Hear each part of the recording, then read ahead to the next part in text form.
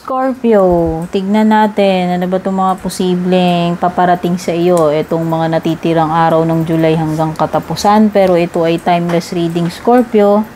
Kahit kailan mo naman ito mapanood, walang problema, no? As long as natsempuan mo or nakaka-resonate sa iyo. Sun, Moon, Rising, Venus signs, pati cross watchers, you are all welcome. Shoutout sa ating mga YouTube channel members, sa ating mga FB page subscribers. Naka-flash yung mga names ninyo sa dulo ng ating reading. Doon yung makikita lahat. At kung bago po kayo dito, don't forget to subscribe, like, or follow. Sa mga matagal na nakasubaybay, nakasuporta, maraming salamat po. At regarding personal reading services naman, dumiretso kayo sa aking FB page. At yung mga info na kailangan nyo, kung gusto nyo mag-inquire, mag-book ng reading ko, basahin nyo, nakasulat sa description sa ibaba at sa dulo nitong ating reading. Latag na natin yung mga cards mo. Wow! Meron kang 4-leaf clover. Meron ka ring eagle. Meron kang fair man. Wishbone. Wow, wish come true. Magkatapat to, parehong maswerte. Meron kang boot. Meron ka ring dog. Chain. At saka older man. And knot.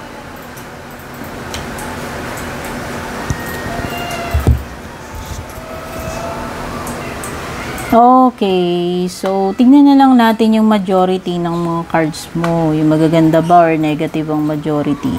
Okay, 1, 2, 3, 4, 5. Okay. So, overall naman nakikita ko majority ng cards mo yung maganda. No? Siguro meron ka lang ditong gagawin na hindi ka magiging successful dito or hindi ka makakakuha ng magandang outcome or positive outcome dito. Okay, pwedeng yan. Pwedeng meron kang gagawin na hindi ka magiging satisfied or hindi mag-work para sa iyo. Or hindi maganda yung result yan. Successful so kung ano man yan. At merong dalawang person. Isang older man, hindi sinabi kung romantic or family, basta sabi dealings or relationship with an older man at saka isang lalaki na may light colored hair or may uban. Okay, family man ito or hindi.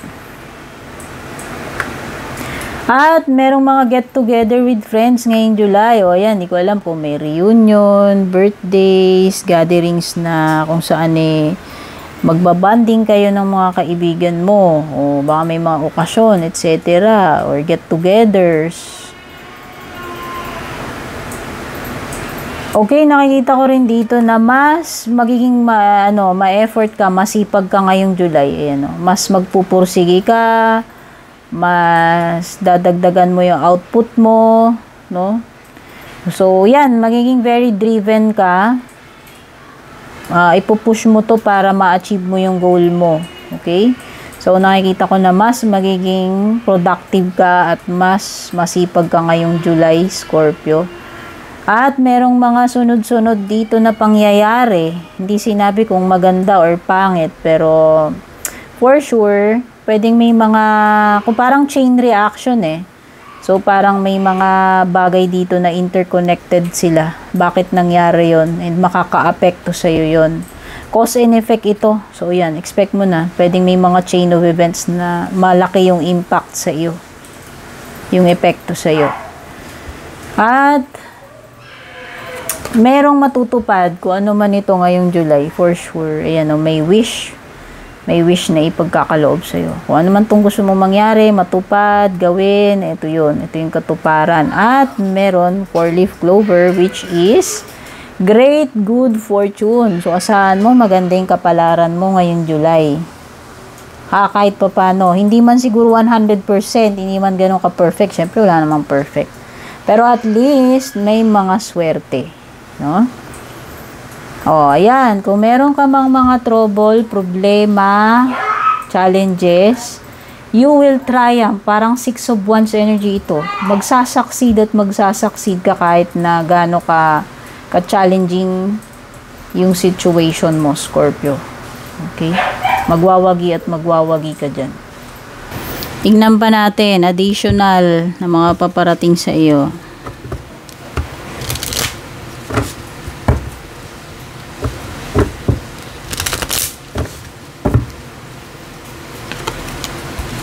Okay, may mga difficult times, pero huwag ka mag-alala, magta-triumph ka nga, sabi nung Ikil eh.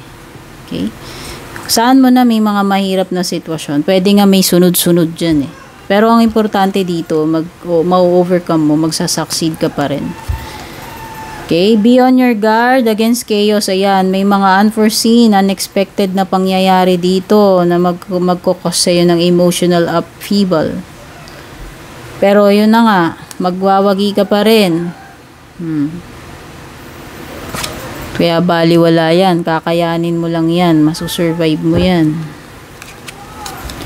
Meron kang ma-accomplish. Kasi nga, yan, may goal dito eh.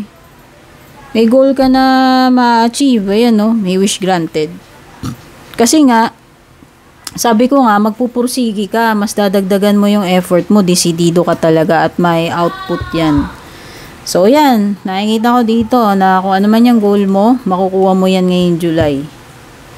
Mai-enjoy mo yung success nito, yung hard work mo, magpe-pay off yan, may magandang resulta, may patutunguhan yung mga efforts mo dyan. Pwede ka nga lang mamroblema about a family member regarding health issue.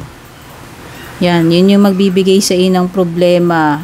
At saka, problema at possible na mapuyat ka sa pag-worry. Yan, pwedeng may kinalaman dito sa old man.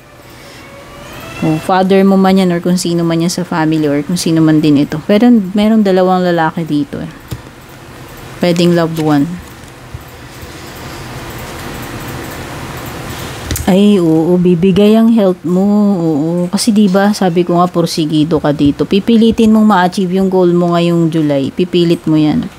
Magwo-work hard ka talaga pero ang parang masasakripisyo dito is ikaw naman yung health mo. Bibigay ang katawan. So yan, ingat ka na lang na baka bumigay katawan mo, magkasakit ka dahil sa overwork. Kasi ipinipilit mo nga ma-achieve yung goal mo. Ayan, may burnout. So magpa-check up sa doktor, yung sinasabi. Pwedeng iba may kailangan nyo magpatingin sa doktor, sa dentist, or kung kanino mang health professional. At make sure na pilitin mong maging healthy yung lifestyle mo. Scorpio, nako, may yan, advice yan sa iyo. Bigyan mo ng attention yan. At meron talagang something unexpected, may surprise ka dito lumitaw. Mukhang hindi maganda tong surprise mo. Disappointment ang makukuha mo. So kung naman itong hindi mo ina-expect mangyari, ito ay magbibigay ng disappointment. Pero wag ka, sa una madi-disappoint ka, pero meron ding pleasant surprise. So, dalawang surprise. Isang unexpected na hindi maganda, nakaka-frustrate, mamumroblema ka. At meron ding magandang sorpresa pagkatapos nun. Difficult time na yun. Okay? So, maganda. Bawi naman.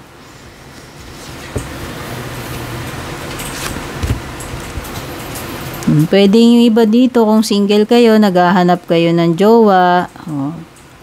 May romantic encounter, pwedeng new love na paparating sa mga single, commitment o relationship, pwedeng iba, meron kayong mamimit or possible na maging jowa ninyo, magkaroon ng commitment or relationship. Travel mo, pwedeng malapit na, abroad ito, yan. So, yung mga nag-aantay dyan ng pag-abroad, ito na yung moment na pwedeng matutuloy na yung pag-abroad nyo. Pwedeng career or business related or bakasyon abroad.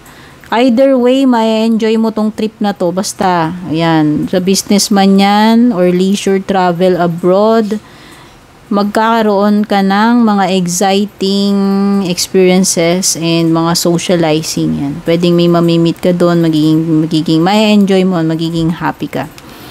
Okay, Scorpio, sana makatulong sa'yo itong reading.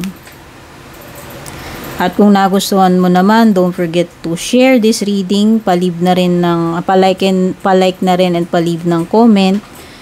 Take care and babush. See you sa ating next reading.